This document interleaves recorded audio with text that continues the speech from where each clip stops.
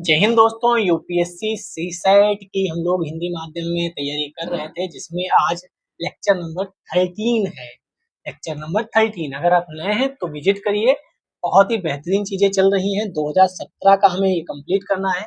इससे पहले हम लोग 2014 का, 2015 का और 2016 का कंप्लीट कर लिए हैं। और जो मेरे पुराने साथी हैं जो साथ में हैं लगातार, उनके लिए जो भी आगे मैं और भी निर्णय लेने वाला हूँ, उन्हें बहुत ही ज्यादा फायदा उससे होगा, क्योंकि जो मेरा समर्थन कर रहे हैं, जो मेरे साथ शुरू से हैं, उनको कुछ तो फायदा होना ही चाहिए। बाकी क्या फायदा होगा आगे समझ में आएगा। लेकिन अभी हम 3 वर्षों की कंप्रेहेंशन कंप्लीट कर लिए हैं। पीवाईक्यू 3 वर्षों के, छोटी बात नहीं है। आपको हंसी मजाक में ही 3 सालों के, 3 वर्षों के कॉम्प्रेहेंशन कंप्लीट हो गए। 2017 का करेंगे, फिर 18, 19, 20 और एक दिन ऐसा आएगा कि सारे कॉम्प्रेहेंशन के पीवाईक्यू हम लोग कंप्लीट कर लेंगे। फिर हम चलेंगे रीजनिंग की तरफ। लेकिन हम सोच रहे हैं कि संडे संडे रीजनिंग शुरू की जाए। इस संडे आने वाले दिन पर कौन सा टॉपिक रखा जाए रीजनिंग का? क्या कैलेंडर पढ़ाऊं, क्लॉक पढ़ाऊं, डायरेक्शन टेस्ट पढ़ाऊं, सीरीज पढ़ाऊं, पजल पढ़ाऊं, पासा पढ़ाऊं, घन पढ़ाऊं या कथन निष्कर्ष पढ़ाऊं? ये आप कमेंट सेक्शन में बताइएगा। और पहला लेक्चर इस संडे रीजनिंग का भी आपको मिल जाएगा। क्योंकि आप लोग जो कमेंट कर रहे हैं उसके लिए बहुत बहुत धन्यवाद। और हाँ, जो निर्णय भविष्य में होने वाले हैं उनको अवश्य फायदा होगा, जो हमारे साथ कंधे से कंधा मिलाकर चल रहे हैं। बाकी अन्य क्लासेस चल रही हैं, आप जाकर के उनका भी लाभ उठा सकते हैं। तो चलिए पहले परिच्छेद की तरफ चलते हैं। हम पेपर ही लेकर आते हैं जिससे आपको समझ में आए कि सच में वही पेपर आ रहा है। आप आगे कहोगे तो मैं पेपर की जगह पीपीटी टाइप कुछ लेकर आऊंगा, अगर बढ़िया नहीं दिख रहा हो या जो भी चीजें हो।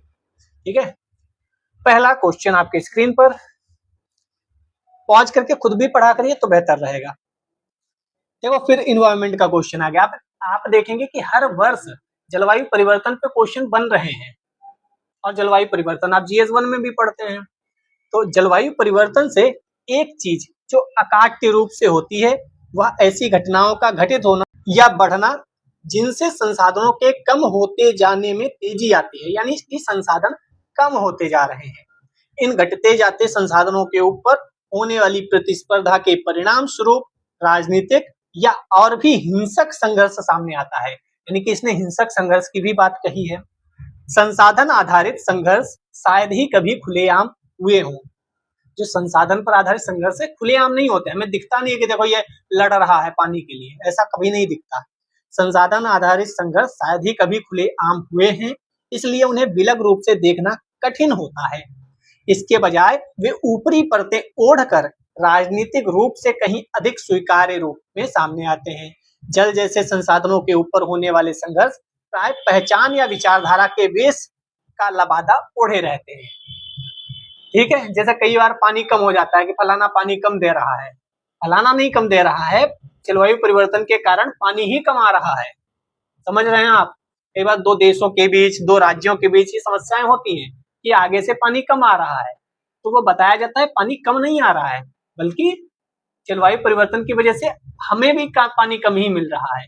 कभी कभी बाढ़ आ जाती है तो कहा जाता है कि जैसे अभी हुआ था ना, पंजाब में बाढ़ आ गई, और पाकिस्तान में कभी कभी बाढ़ आ जाती है तो लोग कहते हैं कि इंडिया वालों ने एकदम से पानी छोड़ दिया। तो हम लोग कहते हैं भाई ऐसा नहीं है, बारिश ज्यादा हो गई। और बारिश कब ज्यादा होती है, कब कम होती है, पता नहीं चलता, क्योंकि जलवायु परिवर्तन लगातार हो रहा है। तो ये बात इस पैराग्राफ में बताई गई है। उपयुक्त परिच्छेद का निहितार्थ क्या है? निहितार्थ यानी कि इसमें निहित अर्थ, इंग्लिश में बोले तो इन्फरेंस। और हम पिछली वीडियो में देखे थे कितने इन्फरेंस के क्वेश्चन आ रहे हैं।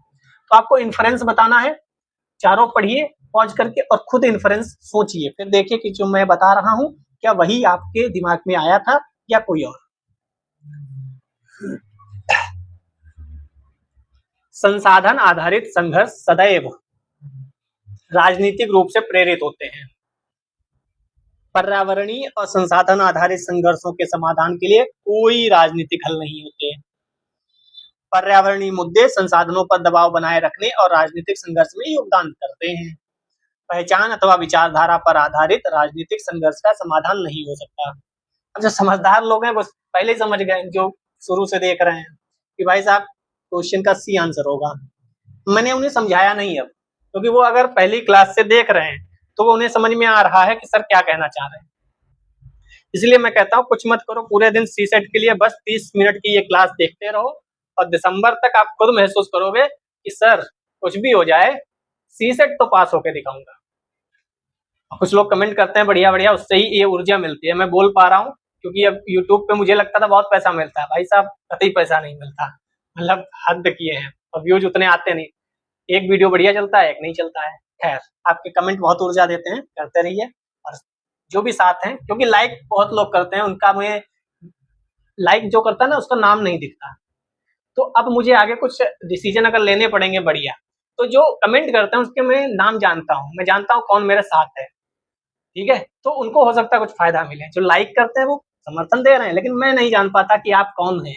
तो एक बार तो कम से कम आप कमेंट करके ये बताएं कि सर मैं हूँ जो लाइक किया करता हूँ, मेरा भी ध्यान रखिएगा, ठीक है। क्योंकि मेरा अल्टीमेट यही कहना है कि भाई साहब हिंदी माध्यम में एक बार तो परचम लहरा दो, और एक बार आप परचम लहरा दिए और वहां से मैसेज कर दिए कि सर हो गया, और सीसेट आपकी वजह से थोड़ा बहुत जो भी 1-2% में कुछ कर पाऊँ, बहुत अच्छा लगेगा, जिंदगी ऐसा लगेगा सफल हो गई।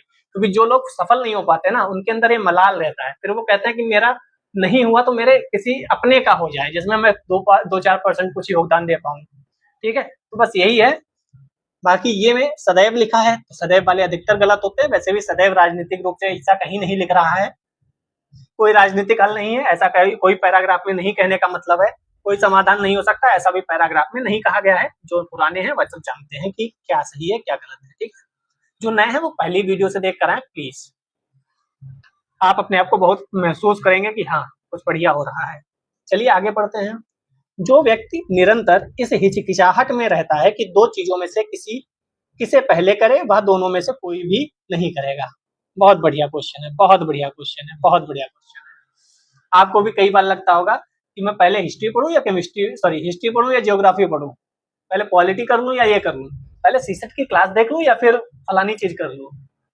तो जो व्यक्ति निरंतर इस हिचकिचाहट में रहता है कि दो चीजों में से किसे पहले करे व दोनों में से कोई भी नहीं करेगा, जो व्यक्ति संकल्प करता है लेकिन उसकी काट में किसी मित्र द्वारा दिए गए पहले सुझाव पर ही अपने संकल्प को बदल देता है, जो कभी एक राय कभी दूसरी राय के बीच आगा पीछा करता रहता है और एक योजना से दूसरी योजना तक रुख बदलता रहता है, वह किसी भी चीज को पूरा नहीं कर सकता है। और एक चीज और, पैसेज को पढ़िए मत, ये मत सोचिए मैं पैसेज कर रहा हूँ, इसका यूज आप क्या कहीं एथिक्स में कर सकते हो, क्या एस्से में कर सकते हो। अब यही पैराग्राफ है, आपको ये बताएगा कि ये पैराग्राफ आप एस्से में यूज कर सकते हो। किस एस्से में ये आपका डिसीजन है, लेकिन ये पैराग्राफ आप एस्से में यूज कर सकते हो। यस और नो? ऐसे पैराग्राफ को आप ध्यान से पढ़िए कि इससे मैं क्या चीज सीख सकता हूँ मेंस के लिए। ज्यादा से ज्यादा वह बस ठहरा रहेगा और संभवतः सभी चीजों में पीछे हटता रहेगा। जो व्यक्ति पहले विवेकपूर्ण परामर्श करता है, फिर दृढ़ संकल्प करता है और कमजोर मनोवृत्ति को भयभीत करने वाली तुच्छ कठिनाइयों से निर्भीक बने रहकर अटल दृढ़ता से अपने उद्देश्यों को पूरा करता है, केवल वही व्यक्ति किसी भी दिशा में उत्कर्ष की ओर आगे बढ़ता है।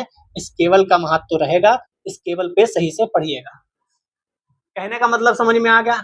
जो कंफ्यूज रहता है, जैसे मेरा प्रीलिम्स क्यों नहीं हुआ, मेरा मेंस क्यों नहीं हुआ, मेरा इंटरव्यू क्यों नहीं हुआ, या सिंपल पूछा जाए मेरा यूपीएससी क्यों नहीं हुआ, तो मैं एक ही बात कहूंगा, मेरे अंदर कंफ्यूजन बहुत है और मैं कंफ्यूज होता रहता हूँ, इसीलिए नहीं हुआ। वरना नॉलेज भर भर के भरी है, कंफ्यूजन, दूसरे का सी सही होगा या बी सही होगा, इसी कंफ्यूजन में जीवन व्यतीत हो गया। खैर, आपको भी कंफ्यूजन नहीं रखनी है, डिसीजन ले लिया फिर वो करना है, डेट सेट।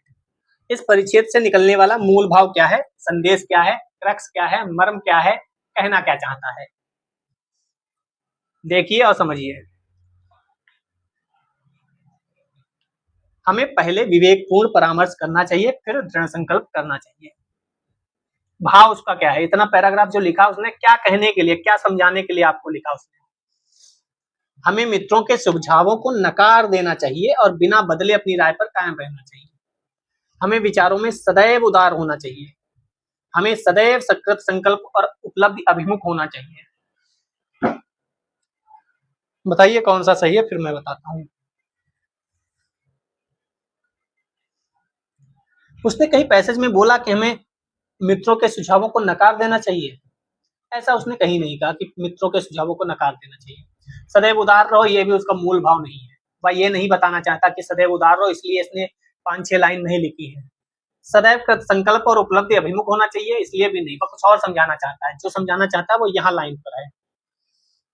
जो व्यक्ति पहले विवेकपूर्ण परामर्श करता है, फिर दृढ़ संकल्प करता है और कमजोर मनोवृत्ति को भयभीत करने वाली तुच्छ कठिनाइयों से निर्भीक बने रहकर अटल दृढ़ता से अपने उद्देश्यों को पूरा करता है, केवल वही व्यक्ति किसी भी दिशा में उत्कर्ष की ओर बढ़ता है। तो कहना ये चाहता है कि हमें पहले विवेकपूर्ण परामर्श करना चाहिए, फिर दृढ़ संकल्प करना चाहिए। बढ़िया लगा? कमेंट करो, मजा आ गया। आगे चलते हैं, फिर कहीं ना कहीं आपको एनवायरनमेंट का क्वेश्चन देखने को मिलेगा। आर्कटिक महासागर में ग्रीष्म ऋतु के दौरान समुद्री बर्फ अपेक्षाकृत अधिक पहले और तेजी से पिघल रही है बर्फ, सिंपल सा कहना मतलब है। और शीत ऋतु की बर्फ के बनने में अधिक देरी लग रही है, पिघल जल्दी रही है, बन उतनी रही नहीं है। ठीक है, पिछले 3 दशकों में ग्रीष्म ऋतु की बर्फ का परिमाण लगभग 30% तक घट गया है।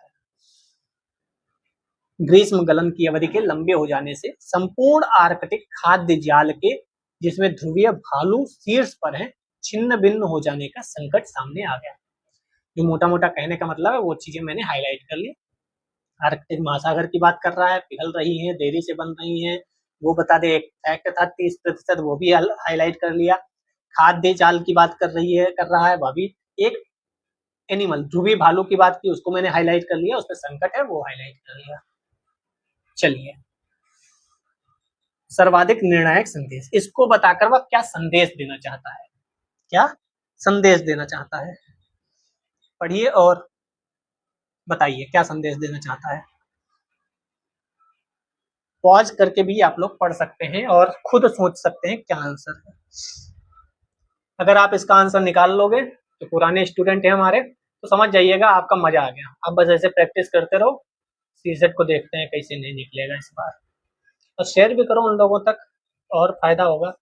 देखो ना, कितनी 200-300 व्यूज से ऊपर जा ही नहीं रहा।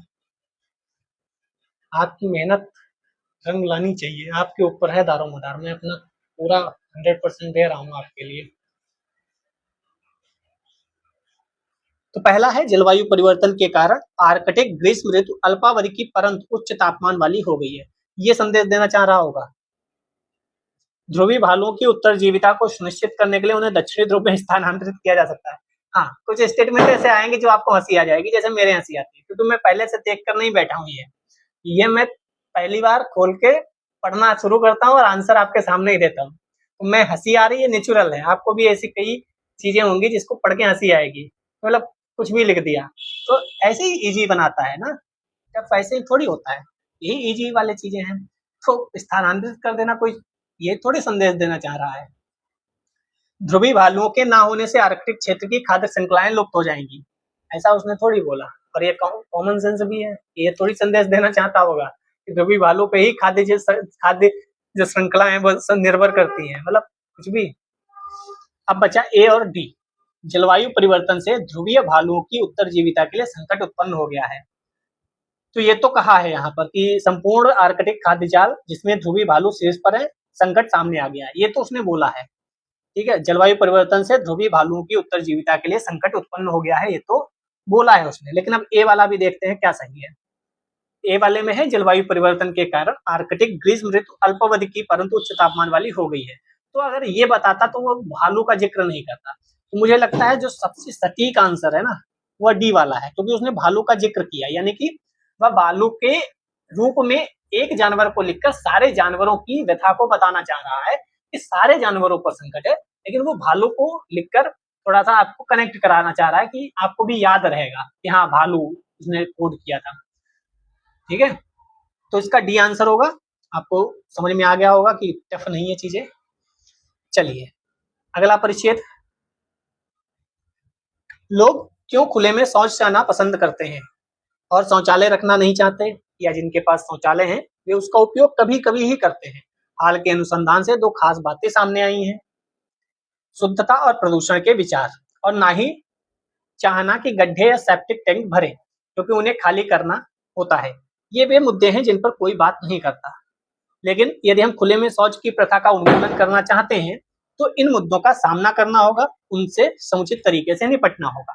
तो सिंपल है, इसमें कोई ऐसा मतलब रॉकेट साइंस नहीं होगा जो समझ में ना आए। बैकग्राउंड को थोड़ा सा निगलेक्ट करिएगा, इग्नोर करिएगा। सर्वाधिक निर्णायक संदेश, क्या संदेश देना चाहता होगा लेखक? शुद्धता प्रदूषण के बीच इतने गहरे समाये हैं कि उन्हें लोगों के दिमाग से हटाया नहीं जा सकता। पहले तो एक्सट्रीम ही बोल दिया, नहीं जा सकता, ऐसा उसने कहीं नहीं कहा। ये संदेश देना ही नहीं चाहता। पहली बात तो निगेटिव संदेश बहुत कम देना चाहता है, ठीक है। निगेटिव ये कह रहा है कि नहीं हटाया जा सकता, तो ये भी ध्यान रखना पैसेज करते समय निगेटिव अगर बात कही जा रही है तो वो निगेटिव संदेश नहीं देगा, आपको ये नहीं कहेगा कभी नहीं हटाया जा सकता, बल्कि ये कहेगा ऐसा काम संभव है, कोशिश तो कर, ठीक है। लोगों को समझना होगा कि शौचालय का उपयोग, गड्ढों को खाली किया जाना शुद्धता की बात है, ना कि अशुद्धता की। हाँ, ये समझाया जा सकता है। लोग अपनी पुरानी आदतों को बदल नहीं सकते, फिर एक्सट्रीम नहीं सकते, ऐसा थोड़ी होता है। लोगों में ना तो नागरिक बोध है, ना ही प्राइवेसी का बोध है। बेवकूफ थोड़ी है लोग। मतलब अभी इतना ही सरल आता है भाई, अब देखो तो साफ साफ बी वाला आंसर सही लग रहा है। इतना ही सरल आता है, इससे टफ थोड़ी आती है चीजें। जो स्टार्टिंग से देख रहे हैं उनसे पूछो कितना टफ आता है। सब आपके सामने पेपर ही तो मैं करा रहा हूँ। अभी 2024 का भी पेपर कराऊंगा, उसमें भी देखना क्या होता है। अगला परिच्छेद, पिछले 2 दशकों में विश्व के सकल घरेलू उत्पाद, इकोनॉमी का आ गया, 50% की वृद्धि हुई है, जबकि समावेशी संपदा मात्र 6% बढ़ी है। हाल के दशकों में जीडीपी संचालित आर्थिक निष्पादन ने मानव पूंजी जैसी समावेशी संपदा को और जंगल, जमीन, जल जैसी प्राकृतिक संपदा को केवल क्षति ही पहुंचाई है। पिछले 2 दशकों में, मैं क्या हाईलाइट कर रहा हूं इस पर भी फोकस करिएगा। पिछले 2 दशकों में विश्व की मानव पूंजी जो कुल समावेशी संपदा का 57% है, केवल 8% ही बढ़ी, जबकि प्राकृतिक संपदा में जो कुल समावेशी संपदा का 23% है, विश्व स्तर पर 30% की गिरावट आई।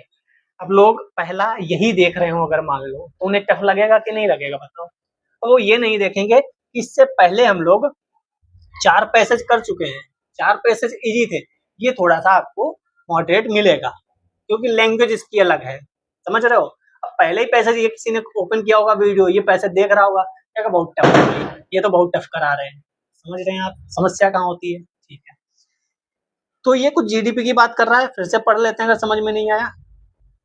पिछले 2 दशकों की बात कर रहा है, विश्व की जीडीपी में 50% की वृद्धि हो रही है, यानी कि वो कह रहा है जीडीपी तो बढ़ रही है, जबकि समावेशी संपदा मात्र 6% बढ़ी। जो समावेशी संपदा है, सस्टेन चीजें, वह 6% ही बढ़ी है, कहीं ना कहीं अलग अलग आंकड़े दिख रहे हैं। हाल के दशकों में अगर बात करें, जीडीपी संचालित आर्थिक निष्पादन ने मानव पूंजी जैसी समावेशी संपदा को और जंगल, जमीन, जल जैसी प्राकृतिक संपदा को केवल क्षति ही पहुंचाई है, केवल की बात कर रहा है। पिछले 2 दशकों में विश्व की मानव पूंजी जो कुल समावेशी संपदा का 57% बढ़ी है, मानव पूंजी केवल 8% ही बढ़ी है, जबकि प्राकृतिक संपदा में जो कुल समावेशी संपदा का 23% है, 30% की गिरावट आई है। तो मानव पूंजी 8% बढ़ी, जीडीपी उतनी प्रतिशत बढ़ी, प्राकृतिक संपदा में गिरावट भी आई है। तो 3 चीजें मोटी मोटी वो कह रहा है। पहला, जीडीपी बढ़ी है, दूसरा समावेशी संपदा बढ़ी है लेकिन कम बढ़ी है, तीसरा आपका ये मानव पूंजी जो 8% बढ़ी, और चौथा समावेशी संपदा जो गिरावट हुई है, ठीक है। आइए फिर से इन्फ्रेंस पूछ लिया उसने। निष्कर्ष, क्या निष्कर्ष निकल रहा है इन सब बातों का? प्राकृतिक संपदा के विकास पर और अधिक बल दिया जाना चाहिए, ये निष्कर्ष निकल रहा है क्या कि वो समस्याएं गिना रहा है। केवल जीडीपी संचालित समृद्धि ना तो वांछनीय है ना धारणीय है। विश्व के देशों का आर्थिक निष्पादन संतोषजनक नहीं है, विश्व के देशों की बात ही नहीं कर रहा, ठीक है, क्योंकि वो जीडीपी विश्व की कितनी है उसकी बात कर रहा है, अलग अलग देशों की बात नहीं कर रहा, और सिर्फ आर्थिक निष्पादन की भी बात नहीं कर रहा। वह आपके आर्थिक निष्पादन के साथ साथ प्राकृतिक संपदा, जल जमीन, इसकी भी बात कर रहा है। वर्तमान परिस्थितियों में विश्व को और अधिक मानव पूंजी की आवश्यकता है। कहीं उसने मानव पूंजी की आवश्यकता है ये बताया? क्या हुआ कि ये कहना चाह रहा है कि मानव पूंजी की आवश्यकता है। अब बचा ए और बी। ए में कह रहा है प्राकृतिक संपदा के विकास पर और अधिक बल दिया जाना चाहिए, और बी कह रहा है केवल जीडीपी संचालित समृद्धि ना तो वांछनीय ना धारणीय। अब आप बताओ निष्कर्ष क्या बताना चाह रहा है वो। पर सबसे जरूरी क्या बताना चाह रहा होगा, प्राकृतिक संपदा के विकास पर अधिक बल दिया जाना चाहिए ये, या जीडीपी वांछनीय और धारणीय होनी चाहिए ये। तो वह सबसे जरूरी देखें तो जीडीपी की बात कर रहा है, जीडीपी को मुख्य केंद्र बिंदु के रूप में उसने लिया है कि जीडीपी ऐसी इंक्रीज करो कि उसके साथ साथ प्राकृतिक संपदा भी बढ़े, समृद्धि भी हो, सस्टेन भी रहे, ये सब चीजें। तो इसका आंसर बी होना चाहिए।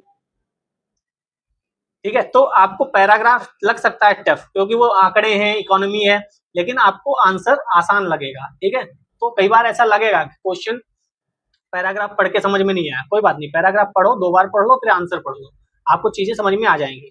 ठीक है, कल परिचय करेंगे, आज के लिए इतना ही। अभी 10 बजे आपको दूसरा लेक्चर मिल जाएगा। जय हिंद, जय भारत।